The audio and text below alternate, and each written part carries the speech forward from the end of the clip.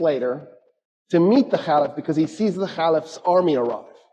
And as he's approaching, he sees a man leading a camel at the front of the army. So for the record, the rich Arabs, the Arabs who were good soldiers, didn't usually ride camels. They usually rode horses, Arabians.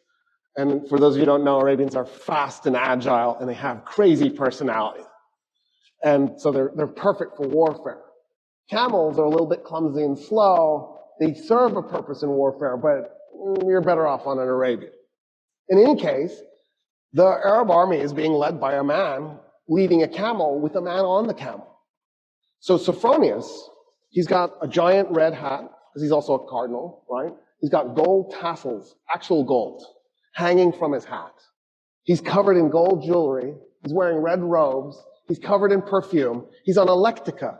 The lectica was the couch that the Romans would ride, and then they'd have like 4 or 8 men, depending how big it is, carrying it. And then he has 2 men, one on each side, fanning him. Of course, right? That's what Jesus would want from his bishops. It's exactly right. And he's coming out on this lectica being fanned. And he comes up to the guy on the camel, and he says, where's the Caliph?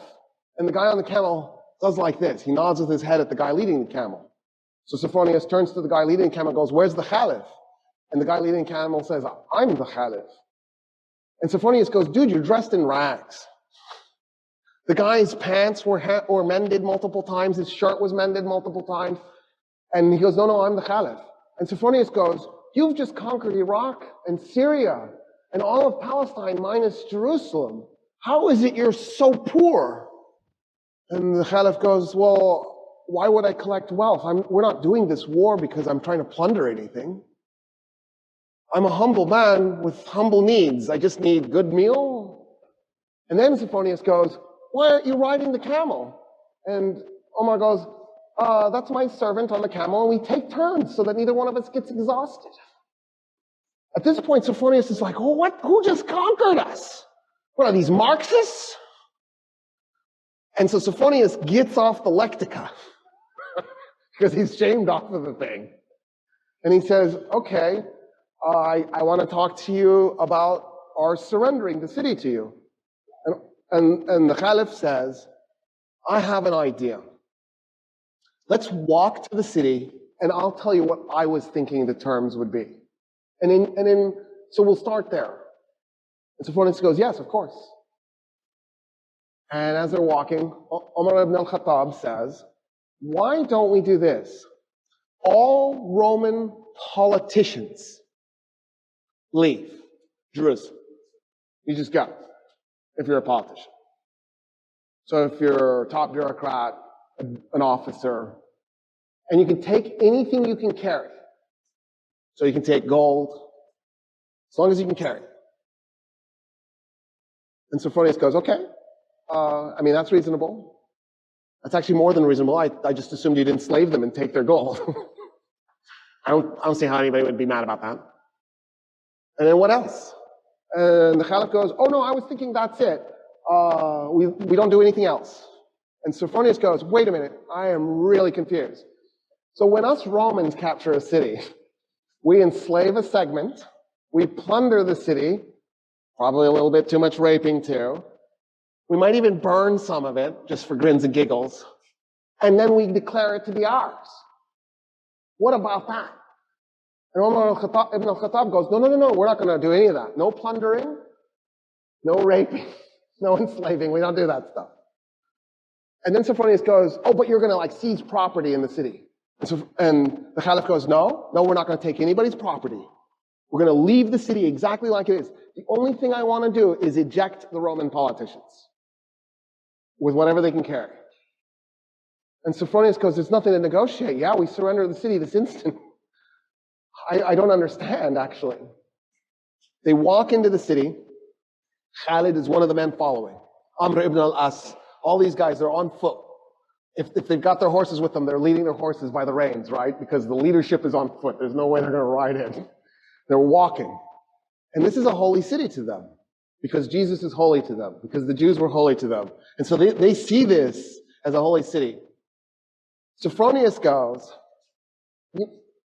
tell me about your religion as they're walking through the streets.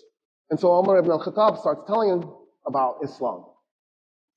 Sophonius goes, it just sounds like a variation of Christianity. I feel like our religions are shockingly similar. And Umar ibn al-Khattab goes, yeah, because they are. I mean, we thought we were doing Judaism 3.0. It never occurred to us that we were going to be received as being so different. And he goes, okay, since you've given us such amazing surrender terms, my alarm is going on, and I can't turn it off, and it's so embarrassing. It's telling me to put my kids to bed. I should have remembered to turn it off, but it didn't occur to me. He says, you've given us such amazing surrender terms, and because I feel such kinship with your religion, will you do me an honor? Will you come to my church and pray in your Muslim way next to me as I pray in my Christian way? And Umar ibn al-Khattab goes, never. And Sophonius goes, why? He goes, I'm the Caliph.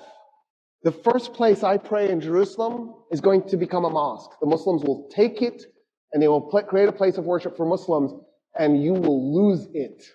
And I don't want you to lose your church. And Sophonius goes, okay. What if we find an empty piece of Jerusalem and we just pray there? And Umar ibn al-Khattab goes, yes, I accept. An empty piece, something that nobody owns. So they go and they find an empty lot and they pray. The Archbishop in his Christian way, the Caliph in his Muslim way, side by side. It is a mosque today, that spot, commemorating the first place that the first Muslim Caliph prayed in Jerusalem. He nailed it. He knew what was coming. And he saved the Church of the Holy Sepulchre for Christians, because that's the church Sophonius wanted him to pray in.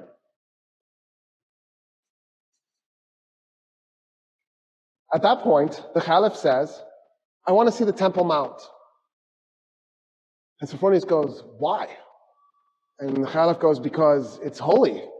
It's holy to everybody. It's holy to Christians, it's holy to Jews, it's holy to Muslims. And Sophonius goes, nah, we haven't been treating it as holy to anybody. And Umar ibn al-Khattab goes, what do you mean? And so Sophonius says, so after we tore down the second temple of Solomon, when we conquered Palestine, we turned the Temple Mount into a garbage dump to punish the Jews. And the Caliph goes, what do you mean?